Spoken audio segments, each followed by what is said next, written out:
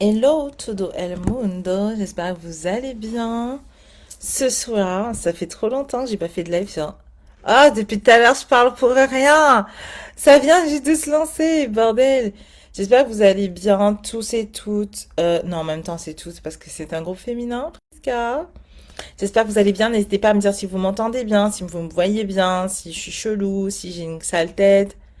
N'hésitez surtout pas à me le dire. Ça fait tellement longtemps que je vous ai pas parlé, tellement longtemps que je vous ai pas vu. J'espère bien pouvoir rattraper tout ça sur les semaines à venir. Ce soir, je vais vous parler de comment arrêter d'attirer le pervers narcissique à nous. Comment est-ce qu'on a fait, nous, pour attirer ces choses-là? Parce que finalement, on est des personnes bien, nous. On est gentil, on est correct, on fait attention aux autres, on est toujours à l'écoute des autres, on est même la bonne poire, puisqu'on est tout le temps en train de prendre l'autre en considération. On s'oublie même à travers tout ça. Du coup, comment est-ce que des personnes aussi gentilles, aussi chouettes que nous, on a fait pour attirer ces choses, machin choses-là? Coucou Skoki, coucou Marine, coucou Nathalie, j'espère que vous allez bien. Et la question qui me revient tout le temps, c'est pourquoi je l'attire? Beaucoup de personnes me disent, en développement personnel, c'est simple, on attire ce qu'on est. Donc si j'attire ce que je suis, pourquoi j'attire le pervers narcissique? Enfin, ça n'a pas de sens. Ça devrait être l'inverse. Je devrais attirer des personnes comme moi qui sont généreuses, qui sont gentilles, qui sont... Coucou Shena. On t'entend bien, on te voit bien. Yes, merci pour ta réponse. Je devrais attirer à moi des personnes qui sont gentilles, des personnes qui sont correctes, des personnes qui sont bien en fait. Mais le truc, c'est que on n'attire pas juste la personne qu'on est, donc les comportements qu'on a. On attire le pourquoi, le ce qui se trouve derrière. Parce que quand on est avec un pervers narcissique, on est en pâte, certes, mais il y a autre chose. C'est qu'on souffre de la peur de l'abandon. Du coup, on va avoir cette tendance-là à donner beaucoup trop à l'autre et à s'oublier. On va donc attirer en face de soi quelqu'un qui a tendance, disons, à profiter de cette toxicité. Parce que c'est être toxique avec soi-même que de s'oublier au point de donner et de culpabiliser si on attend un retour. On culpabilise pour tout. Je sais pas si ça vous parle ça, mais on va jusqu'à l'épuisement. On en arrive à donner jusqu'à plus savoir qui on est. On tombe en dépression parce que sans l'autre, on se demande mais qu'est-ce qu'on va devenir? Pareil, lorsque j'imaginais à l'époque mon fils qui s'en va, mais je me tapais des crises de larmes parce que je me disais mais qu'est-ce que je vais devenir sans lui? Sans personne à qui m'occuper en fait. Parce qu'on a tellement la sensation de ne pas exister que l'autre devient une nécessité. Je sais pas si ça vous parle ça, parce que ces notions, quand j'en parle, ça parle pas à beaucoup de monde. Marine qui me dit exactement ça, Shinane qui me dit oui. On donne pour exister. Et ça, c'est toxique parce que du coup, ça veut dire pourquoi on n'existe pas. On n'existe pas parce que la moindre chose qu'on va faire, on va se flageller. Quand on peut pas être là pour quelqu'un, on va culpabiliser. Le simple fait d'imaginer que on dise à quelqu'un non, mais on culpabilise à mort. Ça, c'est toxique pour soi. C'est pas se choisir. Je suis en dépression, moi, depuis. Exactement, Elodie. C'est quelque chose qui nous désaxe de nous-mêmes. C'est comme si on savait plus être nous. Être nous, c'est pas suffisant. Pourquoi? Parce qu'on a vécu tout un tas de traumatismes depuis très longtemps où on s'est fait abandonner tellement de fois qu'on s'est dit, mais si on m'a abandonné autant, c'est parce que je suis pas suffisant. Donc je suis pas valable, je suis pas valide. Et donc je vais donner à outrance pour que le mec il voit pas que je suis pas valide. Et ça, encore une fois, c'est toxique envers soi-même. Marine qui me dit c'est horrible ce pressentiment, mais tellement, tellement. À partir de là, j'espère que vous commencez à comprendre ce qu'on entend par on attire ce qu'on est. C'est pas qu'on est méchante ou qu'on est toxique, c'est qu'on vibre cette toxicité. On est toxique pour soi. Je ne savais plus qui j'étais vers la fin. Exactement, Stocky. Stocky. On ne sait plus. On est perdu. On tombe en dépression. Qu'est-ce qui est vrai, qu'est-ce qui est faux? La moindre chose nous fait péter un plomb. Il y a une autre, la loi de l'attraction, c'est une loi de développement personnel, peu importe, qui dit que on attire ce qu'on est, mais surtout on attire ce qu'on vibre. Quand on vibre la peur de l'abandon, la peur de la trahison. Coucou Sarah. La peur de l'abandon, la peur de la trahison, la peur du rejet. On vibre la peur et donc la peur, comme vous le savez ou pas, c'est le degré de vibration le plus bas de l'échelle de l'échelle vibratoire. Et le plus haut, c'est l'amour. Et même si on est généreux envers les autres, on l'est par peur qu'ils nous abandonnent. Donc on vibre très bas. Et les pervers narcissiques, évidemment, c'est quelqu'un qui vibre extrêmement bas. Parce qu'il vibre la méchanceté, la peur, le doute. Bref, c'est quelqu'un de très cruel. Donc c'est quelqu'un qui vibre bas par essence. Et donc on va se mettre à attirer, malheureusement, les personnes qui vibrent de la même façon. Et donc si je vibre bas parce que je pense ne rien valoir, j'attire à moi des personnes qui vibrent pareil, à savoir les pervers narcissiques. La peur de ne pas être assez bien à cause des reproches. Exactement, Elodie. Le truc, c'est que ce qui se passe dans notre tête quand on a été martyrisé, c'est que on continue de se donner ces reproches. On continue de se parler de la même façon que le pervers narcissique nous a parlé. Et c'est là où le bas blesse. Parce que c'est quelque chose qu'on n'arrive pas à arrêter. Parce que même si je te dis, Elodie, arrête de te parler mal, arrête de t'en vouloir, de ressentir des émotions, etc. Tu vas me dire, oui, mais comment je vais faire si je baisse ma vigilance au niveau d'exigence vis-à-vis de moi-même? Ben, je vais retomber sur un autre pervers narcissique. Ou je vais faire n'importe quoi de ma vie, ou je vais... Parce que tu as tellement de doutes sur ta capacité à faire des bons choix pour toi, que tu es tout le temps, tout le temps, tout le temps en train de te dévaloriser. C'est exactement ça. On veut toujours faire mieux, mais pour eux, c'est pas assez. Exactement, Marine. Mais d'où ça vient, ça, justement? Parce que si on se rend compte qu'on n'est pas assez pour quelqu'un, bah, on s'en va normalement. Sauf que nous, on reste. Pourquoi? Est-ce que vous vous êtes déjà posé cette question? Et justement, si j'ai fait ce live, c'est bien pour que vous alliez chercher le pourquoi. Certes, on a pu être abandonné, on a pu se sentir délaissé vis-à-vis de nos parents. Mais quelle est la source exacte de ça? Oui, ça veut pas dire que tu es bipolaire et schizophrène, mais ça peut vouloir dire que tu crois avoir tellement de problèmes psy que tu attires malheureusement ce type de profil. Tout comme on peut attirer des hommes qui sont mariés, qui sont pris, qui n'en ont rien à faire de nous, mais qui sont juste là pour leur ego, pour sortir de leur enfermement personnel. Et du coup, bah, on sert un petit peu de bouc émissaire, d'excuses. Mais on n'attire pas un schizophrène parce qu'on est schizophrène. C'est juste qu'on attire les autres parce qu'on vibre la peur de l'abandon, la peur de la trahison, la peur de l'humiliation, la peur du rejet. Vous voyez, on peut avoir peur de ces choses-là, mais aussi se traiter avec amour. Ce que j'essaie de vous dire par là, c'est que l'origine de ce mal-là, il vient de l'enfance. Il vient de la façon dont on a appris à aimer et être aimé. On a appris à s'aimer. Oh Marine, d'écouter de l'amour tellement déçu au plus bas. Ma chérie, l'amour, ce n'est pas ce que tu as connu là. L'amour, coucou Valérie, l'amour, c'est celui que tu as donné, mais tu n'as pas reçu la même chose. Parce que tu l'as donné par peur et non pas par amour, ma chérie. Et c'est là la différence, parce que tu as eu peur tout ce temps-là d'être abandonnée. Tu avais besoin de cet amour-là pour te sentir complète. Et je vais t'expliquer pourquoi.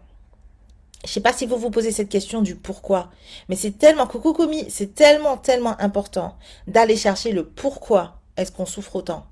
Parce que si on va pas chercher ce pourquoi, on souffre en permanence et on rentre en phobie. On a peur d'aller vers l'autre, on a peur d'aimer, on a peur d'être aimé, parce qu'on se dit à quel moment le coup près va tomber. C'est trop beau pour être vrai. Et ça nous accuse, nous, malgré que l'on n'a rien fait. Justement, Elodie, pourquoi on y croit? Pourquoi on croit lorsque la personne nous accuse de choses qu'on n'a pas fait? Ça encore, ça vient de l'enfance. Ça vient de l'enfance. Et c'est pour ça que je vous pose la question. Est-ce que vous savez pourquoi des milliers et des milliers de femmes qui ont des vécus complètement différents, sachant que je connais des femmes qui n'ont pas reçu un seul coup et qui sont quand même à accepter des sévices d'un pervers narcissique, pourquoi? Je donne toujours et toujours déçue à chaque fois, alors je veux créer une famille et je doute de tout maintenant. C'est ça. C'est ça, Marine. Tu as beaucoup donné et pour être déçu. L'objectif, ce n'est pas de devenir quelqu'un qui ne donne plus pour être bien, parce que ta générosité fait partie de toi. Tu seras toujours généreuse. Le truc, c'est que maintenant, tu vas pouvoir donner à la juste dose. Et puis surtout, tu vas pas te perdre. Tu sauras qui tu es. Si tu donnes, c'est parce que tu as envie de donner. Ce sera plus par besoin compulsif de pas abandonner l'autre. Parce que tu auras compris à un moment donné que si toi tu te prends en charge, que tu as souffert autant pour pouvoir réussir à te gérer, à gérer tes phobies, etc., l'autre doit en faire de même. Parce que sinon tu vas essayer de le sauver et cette personne ne sera jamais sauvable. Ça, tu as déjà expérimenté ça et tu sais très bien que ça fonctionne pas. Donc maintenant que tu as cette expérimentation et que tu as cette expérience, mets de l'amour sur tes blessures. Mets de l'amour sur ce que tu as vécu. Je sais que c'est dur, je ne dis pas que c'est simple, mais pourquoi je vous dis ça? C'est parce que moi, j'ai été dans votre cas. Je me détestais d'avoir fait confiance. Je me disais, mais comment t'as été stupide, bête, etc. Pourquoi est-ce que tu as fait confiance à cette personne alors que les preuves étaient là depuis le début? Tu le voyais, tu le sais. Sauf que, à force de me détester comme ça, je me perdais encore plus parce que je n'avais pas confiance en moi. Impossible pour moi de voir mes qualités.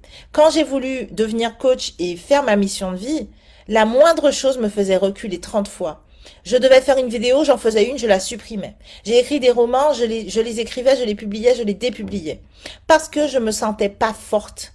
Je me disais, mais si t'étais forte, t'aurais pas vécu tout ça, t'aurais pas accepté tout ça.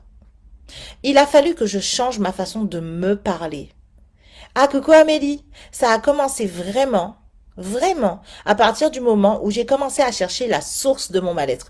Pourquoi est-ce que je réagis toujours comme ça, au point qu'aujourd'hui j'en sois en dépression et que je sois phobique amoureuse?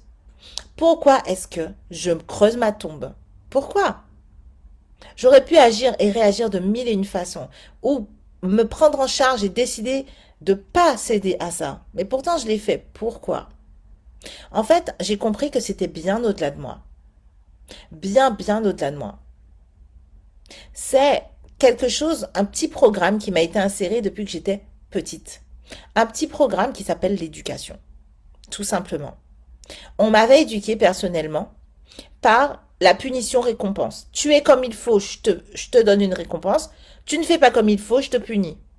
Et pour le coup, ce petit programme-là dans ma tête me disait, si t'es pas comme il faut, on te punit, on te rejette. C'est leur but défavorisé. Comment ça, leur but défavorisé? Finalement, ce qui s'est passé en m'éduquant de cette façon, c'est que j'étais tout le temps à la recherche de ce que les autres attendent de moi. Mais à aucun moment, qui que ce soit ne regardait qui j'étais vraiment. Donc j'ai souffert de ce manque d'amour et je me disais, si j'accède à leurs demandes, je vais être aimée. Puisque quand j'accède à leurs demandes, ils me donnent de l'amour, de la reconnaissance. Donc ils vont me valider définitivement et ils vont voir qui je suis. Mais à chaque fois, j'y allais, je faisais ce qu'ils demandaient, j'avais une récompense. Mais ensuite, quand j'étais de nouveau moi-même, ça n'allait plus, j'étais punie. Donc je me suis dit, je dois pas être moi-même. Il faut pas. Et puis être moi-même, c'est quoi? Ressentir des émotions.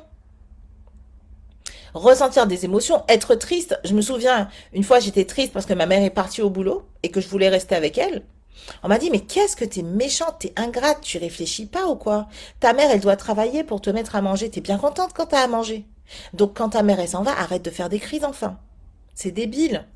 Ou quand j'étais en colère, oh, tu es méchante, tu es une vilaine personne, tu es quelqu'un de colérique, de nerveux, c'est pas beau. Chaque émotion que je pouvais ressentir était pas normale, sauf que je pouvais pas m'empêcher de ressentir des émotions, donc je me disais, mais je suis pas normale ou quoi?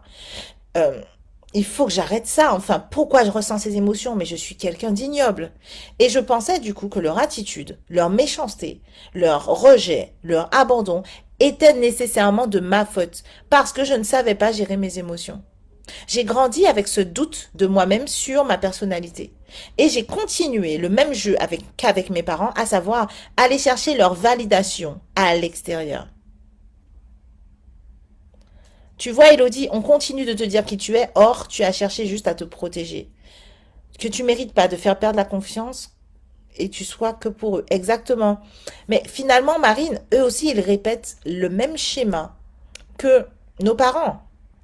Ils répètent le même schéma que nos parents et nous, ça nous plonge on est comme hypnotisé par cette personne parce qu'on retrouve les mêmes codes qu'on a connus quand on était bébé, quand on était enfant avec nos parents.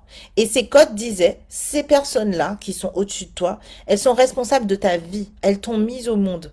Donc tu ne peux pas et tu ne dois pas réfuter ce qu'ils te disent. Et comme on est dans ce même schéma, cette hypnose psychique, eh bien, on se remet dans le même état émotionnel, à savoir, je vais chercher à te combler pour être récompensé ou puni. Et on en perd encore une fois notre personnalité. On en perd qui on est. On en perd notre essence. On ne sait plus qui on est. Et c'est là la difficulté. Komi qui me dit, je cherche toujours l'enfant en moi. Ils s'en aperçoivent même pas du mal qu'ils font. Non. Et c'est pas de leur faute, Marine, parce qu'ils ont eu la même éducation avant nous. L'objectif, c'est pas de L'objectif, c'est pas de blâmer, en fait. C'est vraiment de comprendre ils n'ont pas pu faire autrement que comme ça. Personne leur a appris d'autres schémas. C'est pour ça que vous, quand vous sortez de ce triangle finalement de violence ou de réprimande ou de culpabilisation, eh bien, à ce moment-là, vous pouvez libérer vos enfants et les enfants de vos enfants de cette éducation qui vient détruire la personnalité, ou plutôt qui vient l'éteindre. Parce que la personnalité, elle est encore là. On est encore là. Mais on est juste éteint. Tu m'as envoyé un mail, Kobi, mais j'ai pas vu, ma chérie.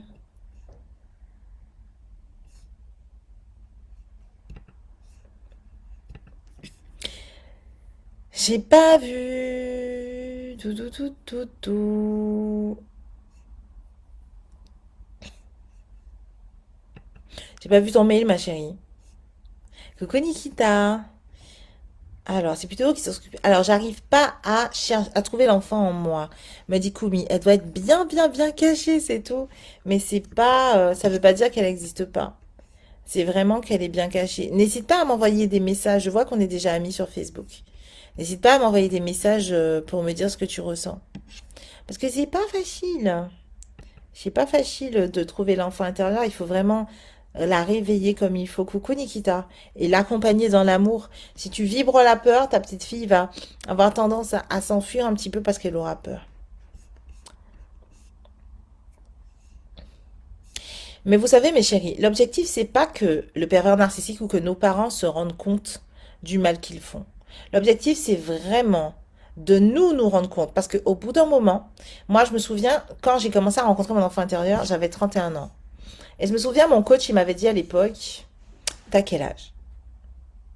Tu attends encore que tes parents reconnaissent quelque chose, ça va t'apporter quoi?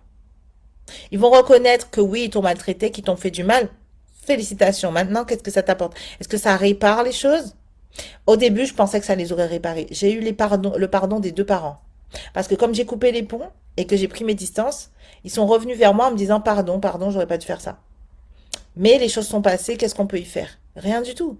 Donc le pardon de mes parents, c'était du flanc, c'était du vent, ça n'a rien apporté du tout. Le pervers narcissique lui-même m'a demandé pardon. Ça vaut rien. Ça vaut rien.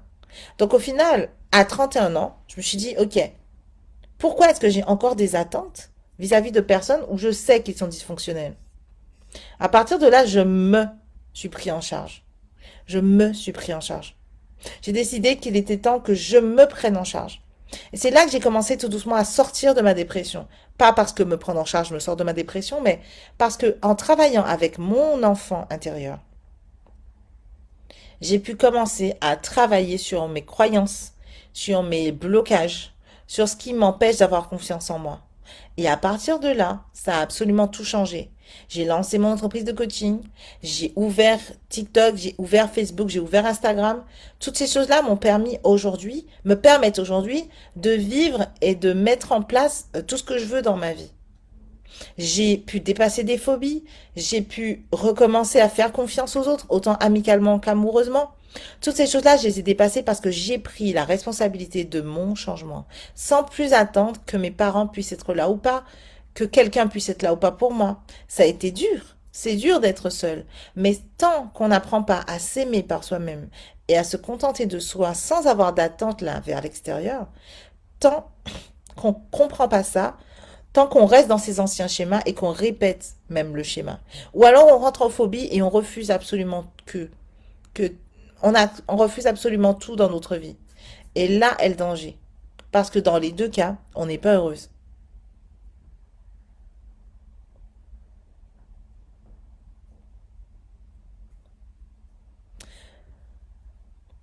Il faut avoir son propre déclic pour se libérer du pervers, sinon on reste dans ce tourment. C'est ça. Mes parents ne m'ont jamais poussé. Poussé à quoi, Valérie? Le pardon n'efface pas du tout mes blessures, c'est clair. C'est comme une assiette cassée, hein. T'as beau lui dire pardon, elle est brisée au sol. Donc voilà, mes chéris, tout ça pour vous dire ça. Ce soir, ce qui crée prendre la responsabilité de mon changement, exactement. C'est moi qui suis responsable, tout comme une fois que je prends cette responsabilité, je me rends compte que je suis pas responsable du changement de l'autre. Et ça change énormément de choses. Parce que si je suis pas responsable du changement de l'autre, la dépendance affective est terminée. C'est terminé.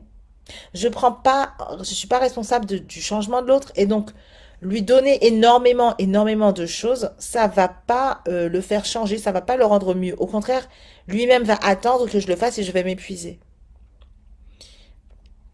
Si on est reconnaissante et qu'on veut que les autres reconnaissent, c'est peine perdue. C'est-à-dire, si tu es reconnaissante, pourquoi tu veux que les autres reconnaissent? Il faut pas être trop dur avec soi-même. Si tu as encore besoin de la validation des autres, fais-le. L'objectif, ce n'est pas euh, c'est que si qui est la reconnaissance ou pas des autres, que tu puisses valider ce que tu fais. On avait beau me dire des choses sur lui, il me disait non, je n'ai jamais dit ça, c'est eux qui mentent pour que je reste. Oui, Elodie, mais maintenant la question c'est pourquoi tu es resté. Il voulait que tu restes, mais tu es resté. Ton intuition t'a dit qu'il y avait un problème, mais tu es resté. Donc tu es responsable. Ça ne veut pas dire qu'il est gentil, ça veut juste dire que tu es responsable. Aujourd'hui, je peux faire le choix de rester ou de partir dans une situation qui ne me convient pas. Et ça dépend du besoin que j'ai de l'autre. Et concrètement, quand on est dépendant affectif, quand on est avec un pervers narcissique, c'est qu'on est dépendant affectif, on a peur de l'abandon. Et du coup, abandonner cette personne, c'est comme ça abandonner soi-même. On perd une part de nous. On ne veut pas le perdre. C'est trop dur sur le moment. Et du coup, on préfère croire à des balivernes. Et ensuite, on s'en veut parce qu'on a eu x, y preuves de personnes qui nous ont dit, il faut pas rester là, il faut pas ci, il faut pas ça. Mais ça sert à rien de s'en vouloir. Ça fait perdre du temps. L'objectif, c'est de transcender la colère pour pouvoir arriver à l'amour. Et l'amour, c'est, ok, t'as fait de ton mieux. T'étais pas obligé de rester, t'es resté, ok, c'est fait, c'est fait. Maintenant, qu'est-ce que t'as appris de ça? Que tu dois plus suivre ton intuition, que t'as plus de puissance que ce que tu crois, que t'as survécu à des choses atroces. Je veux pas que tu crois à un bonheur qui n'existe pas. Je veux que tu crois juste dans le fait que si tu prends soin de toi, tu vas vibrer différemment. Tout à l'heure, c'était la même chose, hein. Comme je vous parlais de vibration. Quand tu ne t'aimes pas, quand tu t'en veux, quand tu te critiques, quand tu te compares, tu vibres la peur. Tu vibres la peur d'être insuffisante et que les autres ne te voient jamais. Et cette peur, elle vibre à la même vibration que quelqu'un en face de toi qui est toxique. Parce que tu es toxique pour toi-même. T'es pas toxique pour les autres, toi tu es généreuse vis-à-vis des autres. Mais une fois que tu te mets à te transformer, à prendre cette responsabilité pour te transformer et commencer à t'aimer, à ce moment-là, tu vibres d'une autre fréquence. Et en face de toi se place quelqu'un qui vibre à cette fréquence lui aussi. Une fréquence très haute, beaucoup plus haute qu'un pervers narcissique. Et à partir de là, vous allez avancer ensemble. Ça ne veut pas dire que ça sera facile. Ça ne veut pas dire que vous n'allez pas vous disputer. Ça ne veut pas dire que parfois tu n'auras pas peur qu'il t'abandonne. Ça ne veut pas dire que parfois il n'aura pas peur que tu l'abandonnes. Ça veut dire simplement que vous serez conscient de vos blessures et que vous n'allez pas les projeter l'un sur l'autre. Et que vous serez tellement amour envers vous-même que vous n'aurez pas besoin de la validation de l'autre pour faire vos affaires. Vous serez autonome en couple. JDS, oh coucou toi. Je suis sûre qu'on s'est déjà vu sur TikTok parce que tu as la même photo sur TikTok, non? Comment se débarrasser de ses peurs? On aime les illusions, Nikita. Alors, comment se débarrasser de ses peurs? Pour ça, moi, ma méthode, c'est vraiment d'aller face à ses peurs et de l'affronter à deux, c'est-à-dire avec son enfant intérieur. On a des peurs qui parfois semblent irrationnelles, mais elles sont toujours liées à un souvenir ou quelque chose, une émotion qu'on a vécue, où on a été complètement insécure. En gros, on a cru qu'on allait mourir à ce moment-là.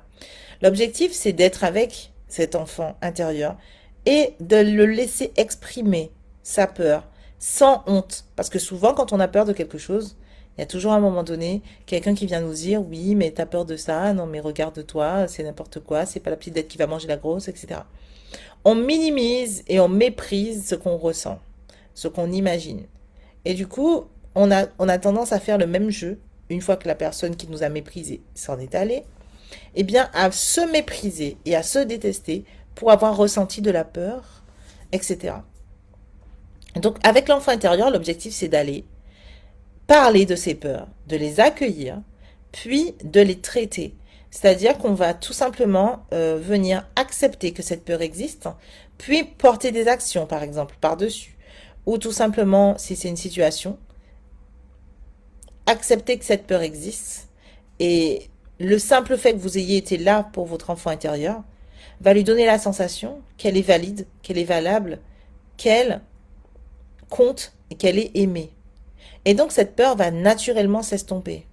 C'est comme si j'ai peur d'être abandonnée et que quand j'ai peur d'être abandonnée, je suis rassurée. Donc si je suis rassurée par quelqu'un d'extérieur, au début je serai rassurée, mais au fur et à mesure la personne en aura marre de me rassurer, elle va s'en aller.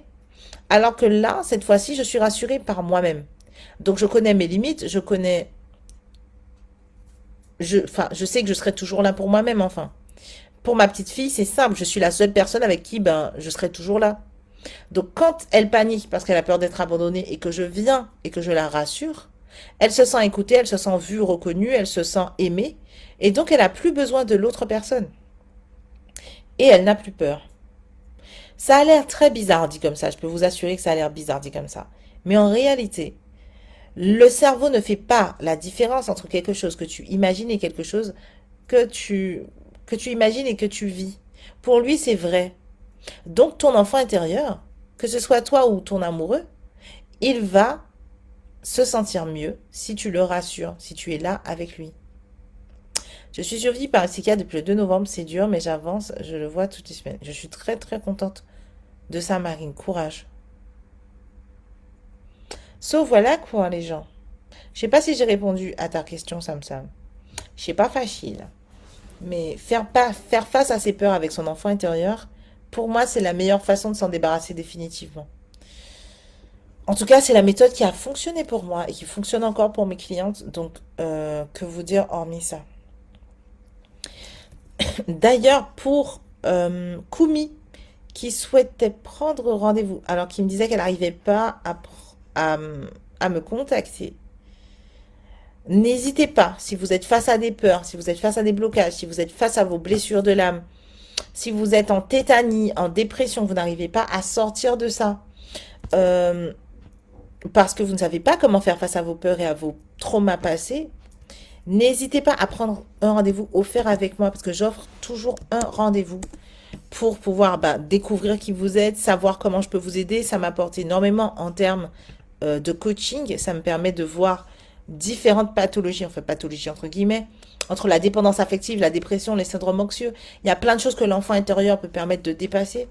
Merci, me dit Marine. Franchement, tu expliques trop bien. Avec plaisir, ma chérie, vraiment. J'adore tout ce qui est psychologie. De toute façon, c'est pour ça que je fais ce métier. Donc, pour justement répondre à... Attends, je cherche le prénom. À Koumi, tu peux prendre rendez-vous sur ce calendrier. Je vais vous l'épingler pour être sûr que vous l'ayez.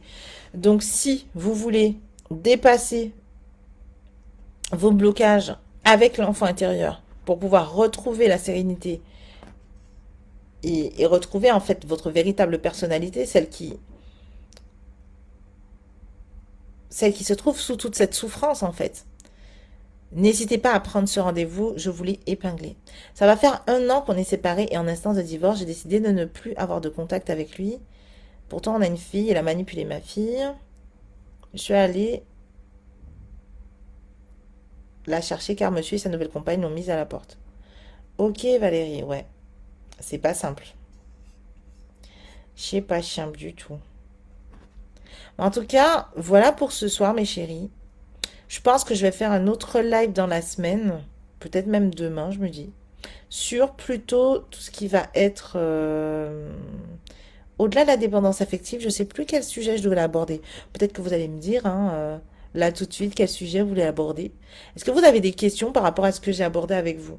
Par rapport à l'origine même du fait qu'on souffre de ces blessures-là, le fait qu'on attire le pervers narcissique par vibration, et non pas parce qu'on est généreuse, mais parce que on vibre la peur de l'abandon, on vibre la peur du rejet et de la trahison. Et du coup, lui, il s'accorde simplement, c'est un match énergétique. Donc, il s'accroche à ça. Il nous repère grâce au match énergétique. Moi aussi, il y a des psy en mars pour oublier opération du nez dans 5 mois due à l'agression. Crise de jalousie. Ah ouais, il t'a frappé carrément. Quand on est traumatisé comme ça, avec de multiples traumas physiques et psychiques, parce que le trauma physique, il suit le trauma psychologique. Beaucoup de femmes me disent oui, mais j'ai juste été en trauma psy. En gros, il m'a harcelé, il m'a dévalorisé, etc. Mais ce sont des traumatismes qui précèdent la violence physique. Donc, il ne faut pas minimiser. Je pense que beaucoup de femmes le disent, et moi y compris. Je préfère me faire taper la gueule que détruire moralement comme il me l'a fait. Parce que c'est pas juste te taper la gueule pour te faire taper la gueule. Je le fais pour que tu puisses rester sous emprise. Nathalie qui me dit comment on trouve son enfant intérieur. Pour trouver son enfant intérieur, il faut rentrer en contact avec lui. Et il y a plein de méthodes. Par exemple, tu peux faire une auto-hypnose sur Internet pour la voir, la câliner, la chouchouter. Personnellement, ma méthode, c'est l'écriture intuitive. On va entrer en dialogue avec cet enfant. Elle va avoir une voix et une personnalité.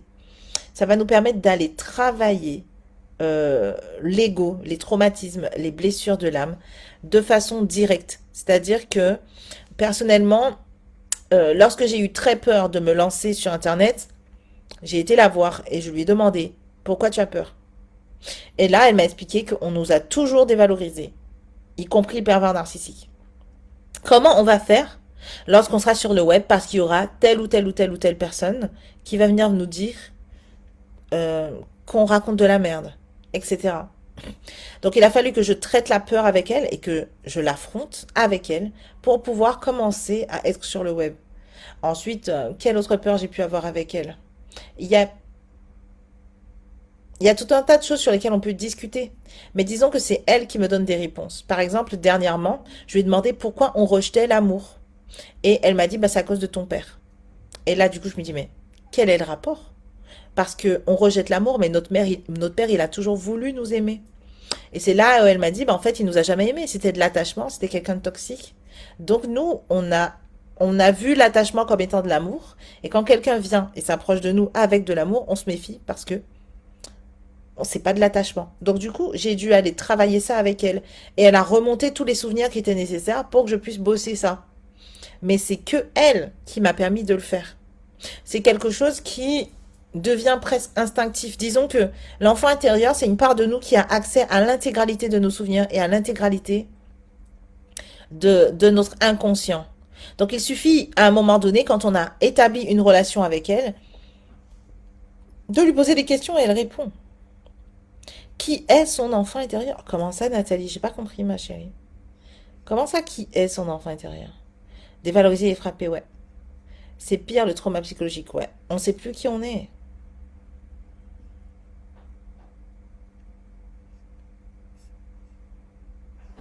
Nathalie, j'ai pas compris ta question. Comment ça, qui est son enfant intérieur? I don't know.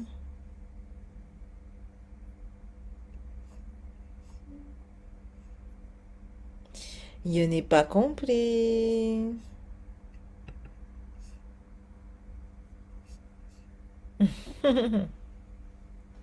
En tout cas, mes chéris, voilà. C'était juste pour vous dire ça ce soir. Je pense que je vais refaire des petits lives comme ça régulièrement. Parce que ça fait trop longtemps. C'est qui notre enfant intérieur? Mais c'est nous de 0 à 7 ans. C'est nous qui avons vécu nos traumatismes et qui aujourd'hui décompensons en termes de comportement. Dans le sens où on a vécu des traumatismes et on a refoulé ce qu'on ressentait. Donc aujourd'hui, on a des comportements qui sont pas en adéquation avec ce qu'on veut. Par exemple, on veut se lancer dans notre mission de vie, on veut réussir notre vie, sauf que notre enfant intérieur qui a vécu un trauma qui lui dit que elle mérite pas l'amour, l'abondance, la richesse, etc. Eh bien, ces traumas-là et les croyances qui y sont associées, à savoir je ne mérite rien, eh bien, elles viennent freiner notre vie. Donc l'enfant intérieur est dépositaire de tous ces blocages, de toutes ces émotions refoulées. Et nous, on va à sa rencontre pour lui permettre de se libérer. Et une fois qu'elle est libre, on commence à gagner en confiance en nous, en affirmation de soi. Euh, on commence à gagner tout simplement en ambition aussi. On commence à oser beaucoup plus de choses. C'est ça notre enfant intérieur. C'est cette partie qui a été bafouée. C'est notre moi profond qui a été effacé au vu des traumas, au vu du conditionnement de l'éducation, au vu de ce qu'on attendait de nous. Et a priori, on était tellement nous-mêmes que on empêchait la Terre de tourner en rond, visiblement, vu à quel point on s'en est pris à nous. Et l'objectif, c'est d'aller chercher cette petite fille à l'intérieur de nous pour la libérer de tous ces conditionnements et de tous ces interdits qu'on lui a collés sur la tête. Par exemple, ne serait-ce que l'interdit de pleurer en nous disant qu'on est faible quand on pleure, c'est un interdit. Parce qu'à chaque fois qu'on va pleurer, au lieu de vivre l'émotion en se disant « je pleure, je suis triste », on va se dire « putain, mais qu'est-ce que t'es nul à pleurer de cette façon. Oh là là, en plus regarde, tu pleures pour lui. Oh là là, regarde, t'as des sanglots tellement. Oh là là, mais t'es ridicule. » Et en se traitant de cette façon, on se déteste. Et quand on se déteste, et qu'on se déteste à ce point-là, on se dévalorise. Et quand quelqu'un arrive et nous fait un compliment genre t'es forte, ben on va dire ouais, mais hier j'ai pleuré sa race et toi t'es pas au courant. Donc au final, on continue de se dévaloriser sans s'en rendre compte parce que c'est banal pour nous, c'est quelque chose de naturel. Et on se rend pas compte, mais dès que, comme on se sent tellement nul à force de se dévaloriser, eh bien lorsque quelqu'un veut de nous et nous aime, on va se dire mais il va jamais voir qui je suis, il va jamais voir que je suis la reine d'Angleterre en fait. Donc, il faut que je lui donne pour qu'il croie que je suis valable. Et le pervers narcissique, il arrive, il lève les mains. Il dit, oh, elle a peur de ça. Yes. Il a rien à faire. Au début, il donne. On se dit, enfin, quelqu'un qui donne autant que nous. Et après, il fait ça. Et nous, on est là, on donne, on donne, on donne, on donne. Et une fois qu'il a tout mangé, il dit, ah, c'était bon, hein, putain. Je vais me barrer vers là parce qu'il y en a une autre. Et nous, bah, on se retrouve sans rien. On se dit, mais putain, j'ai donné tout ça pour que le mec, il voit que je suis la reine d'Angleterre. Et il a rien vu. Mais on n'a même pas vu que c'est nous qui avons oublié qu'on est la reine d'Angleterre. Pourquoi? Parce qu'on a tellement tendance à se dévaloriser tout le temps juste parce qu'on pleure, et encore, ça c'est juste le sommet de l'iceberg, eh bien on se rend pas compte de qui on est. On minimise constamment nos forces et on maximise nos faiblesses. Et ça, mes chéris, c'est ça qui nous met dans le baba. C'est pas notre empathie. Notre empathie, je peux vous assurer que c'est une arme de destruction massive. Aujourd'hui, mon empathie me permet de savoir, juste en regardant quelqu'un, ses intentions. Bah, du coup, je sais de qui je dois rester éloigné et de qui je dois me rapprocher.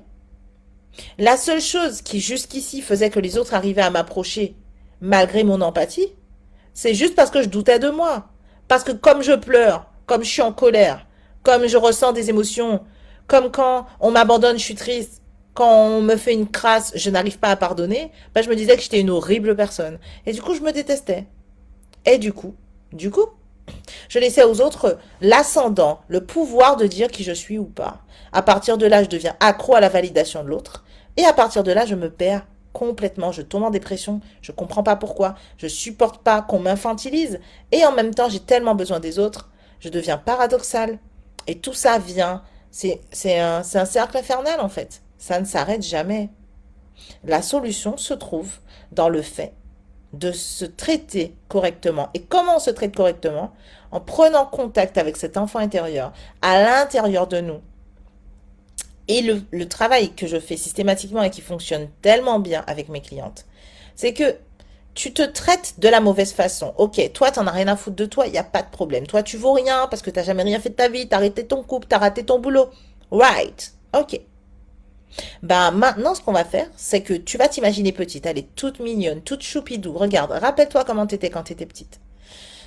T'étais triste. Oui, t'étais triste parce que tes parents avaient pas le temps pour toi. Parce que si, parce que ça, t'étais un enfant triste. Ok. Bah maintenant, imagine que tout ce que tu viens de dire sur toi, que t'es dégueulasse, que tu vaux rien, etc., tu lui dis à elle. Ah non, non, non, je veux pas faire ça. Fais-le, c'est toi, tu viens de le faire, de toute façon. Hein. Tu viens de le faire. Et là, paf, T'es ridicule. T'es nul. Regarde, tu sais même pas tenir ton couple. Tu sais même pas. Forcément, tout de suite, t'entends un enfant qui pleure dans tes oreilles. Et tu te dis, depuis le tout début de ta vie, tu lui fais ça. Every time, every day. T'es fier de toi? T'as envie de continuer? Et la réponse est systématiquement non. Sarah, je veux plus continuer de me faire du mal comme ça. Ah, maintenant, tu commences à entrer en empathie pour toi, c'est bien. On va commencer à bosser maintenant. À partir du moment où on rentre en empathie pour cette petite fille, on apprend à s'aimer, à se parler correctement, à arrêter de se griffer comme ça, de se torturer de cette façon. On a enfin une raison de s'aimer. On a enfin une raison de s'aimer et ça va bien au-delà de nous. C'est comme ça qu'on se répare. C'est comme ça que je suis sortie de ma dépression. C'est comme ça que je suis sortie de tout ce que j'ai vécu pour devenir la Prisca que vous avez sous les yeux. Donc, c'est la question que je vous pose. Est-ce que vous avez envie de continuer comme ça, à vous auto-détester? Est-ce qu'il n'est pas temps de mettre un nom sur ce que vous devriez aimer de vous? De mettre une volonté là-dessus? Je sais que vous investissez déjà en vous faisant soigner, en vous faisant aider, pour extérioriser ce que vous avez à l'intérieur de vous. Mais il est temps que vous deveniez vous-même, indépendamment de ce que les autres pensent. Ça ne veut pas dire que vous aurez plus besoin des autres. Ça ne veut pas dire non plus que vous serez plus généreuse. S'aimer soi, ça ne veut pas dire ne plus aimer les autres. Au contraire, tu les aimes encore plus. Maintenant, l'objectif, c'est de savoir qu'est-ce que tu veux pour toi. Parce que tu t'es déjà assez ignoré. Tu t'es déjà assez abandonné. Toutes les fois où tu n'as pas écouté ta petite voix et que tu t'es trahi toi-même. La petite fille à l'intérieur de toi, elle hurle de douleur à chaque fois que tu cherches la validation là dehors. Et c'est elle qui déprime de ne pas pouvoir être elle. Nomas me dit Story. Bah pour celles qui ont envie de passer à l'étape supérieure, pour celles qui ont envie de transformer leur vie, venez prendre ce rendez-vous offert pour pouvoir cerner les blocages et établir un plan pour pouvoir sortir de votre état de phobie, de tétanie amoureuse, de phobie sociale, toutes ces choses qui vous empêchent d'être vous et de vous accomplir. Parce que vous avez tellement peur de répéter le schéma que vous y restez. Prenez ce rendez-vous pour aller rencontrer votre enfant intérieur et il est temps que ça bouge pour vous, vraiment. Il est temps que ça bouge pour vous. Je vous fais de gros, gros, gros bisous. Je vous ai abandonné au profit de TikTok. C'était super, vraiment, ça fait tellement longtemps que j'ai pas fait de live sur Facebook. J'avais déjà oublié à quel point c'était trop cool.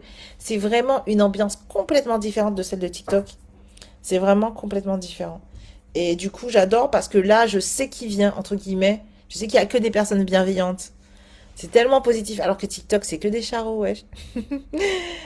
Là, vraiment, je suis trop, trop contente d'être parmi vous. Donc, je pense que je vais faire un live comme ça très, très, très souvent. Et j'espère que ça ira pour vous. N'hésitez pas à venir me parler par message. Je suis totalement accessible par message si vous avez des questions, si vous voulez parler, tout simplement. Vous n'hésitez surtout pas. Et moi, je vous dis à très bientôt sur Facebook. Peut-être même à demain. Pas que, hein, me dit Nikita. Comment ça, ma chérie? Ah tiens, Sam, est-ce que j'ai répondu à ta question? Parce que je sais pas, j'ai pas vu. Je pense pas avoir répondu à ta question.